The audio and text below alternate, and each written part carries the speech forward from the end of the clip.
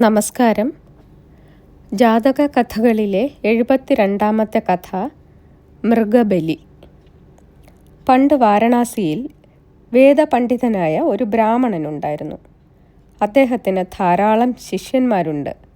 ഒരിക്കൽ തൻ്റെ മരിച്ചുപോയ പിതൃക്കൾക്ക് ബലി കൊടുക്കാനായി അദ്ദേഹം ഒരു ആടിനെ വാങ്ങി. അതിനെ പുഴയിൽ കൊണ്ടുപോയി കുളിപ്പിച്ച് തെറ്റിപ്പൂ കൊണ്ടുള്ള മാലയും ചാർത്തി കൊണ്ടുവരാൻ അദ്ദേഹം ശിഷ്യന്മാരെ ഏൽപ്പിച്ചു. അവർ ആടിനെയും കൊണ്ട് പുഴയിലേക്ക് പോയി. അതിനെ കുളിപ്പിച്ചു. തെറ്റിപ്പൂക്കൾ കൊണ്ടുള്ള മാല ചാർത്തി കുങ്കുമവും ചന്ദനവും തൊടുവിച്ചു. അത്രയുമായപ്പോൾ തന്നെ ബലി കൊടുക്കാൻ പോവുകയാണെന്ന് ആടിന് മനസ്സിലായി. പെട്ടെന്ന് ആട് ഉച്ചത്തിൽ പൊട്ടിച്ചിരിക്കാൻ തുടങ്ങി. കുറച്ചു കഴിഞ്ഞപ്പോൾ ആ പൊട്ടിച്ചിരി പൊട്ടിക്കരച്ചിലായി മാറി. ആടിൻ്റെ ചിരിയും കരച്ചിലും കേട്ട് ശിഷ്യന്മാർ സംഭ്രമിച്ചു. അവർ ചോദിച്ചു, "എന്താ ആടേ, നീ ഇങ്ങനെ പൊട്ടിച്ചിരിക്കുകയും പൊട്ടിക്കരയുകയും ചെയ്യുന്നത്?" "അത് നിങ്ങളോട് പറഞ്ഞിട്ട് കാര്യമില്ല, നിങ്ങളുടെ ഗുരുവിനോട് പറയാം" എന്നായി ആട്. ഉടനെ അവർ ആടിനെയും കൊണ്ട് ബ്രാഹ്മണൻ്റെ അടുത്തെത്തി. നടന്നതെല്ലാം അദ്ദേഹത്തെ അറിയിച്ചു.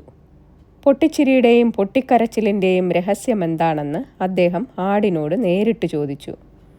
അപ്പോൾ ആട് പറഞ്ഞു, "ബ്രാഹ്മണ, അങ്ങേപ്പോലെ ഞാനും പണ്ടൊരു വേദപണ്ഡിതനായിരുന്നു. അന്ന് പിതൃക്കൾക്ക് ബലി കൊടുക്കാൻ ഞാൻ ഒരു ആടിനെ കൊന്നു. ആ പാപം മൂലം 500 ജന്മങ്ങളായി ഞാൻ ആടായി ജനിക്കുന്നു. ഓരോ പ്രാവശ്യവും കഴുത്തിന് വെട്ടേറ്റ് മരിക്കുന്നു. ഇതെൻ്റെ 500ാമത്തെ ജന്മമാണ്. ഞാൻ കഴുത്തിൽ വെട്ടേറ്റ് മരിക്കുന്നതോടെ എനിക്ക് മോക്ഷം കിട്ടും. അതിൻ്റെ സന്തോഷം കൊണ്ടാണ് ഞാൻ ചിരിച്ചത്. പൊട്ടിക്കരഞ്ഞത് മറ്റൊരു കാര്യം കൊണ്ടാണ്. എനിക്ക് സംഭവിച്ചതുപോലെ എന്നെ കൊല്ലുന്ന അങ്ങേക്കും ഇനി 500 ജന്മങ്ങളിൽ ആടായി ജനിക്കേണ്ടി വരുമല്ലോ എന്നോർത്താണ്." ആടിൻ്റെ വാക്കുകൾ കേട്ടുകഴിഞ്ഞ് ബ്രാഹ്മണൻ സൗമ്യമായി പറഞ്ഞു, "നീ പേടിക്കേണ്ട, ഞാൻ നിന്നെ കൊല്ലുന്നില്ല. അതുകൊണ്ട് കാര്യമില്ല. ഇന്നുകൂടിയേ എനിക്ക് ജീവിതമുള്ളൂ."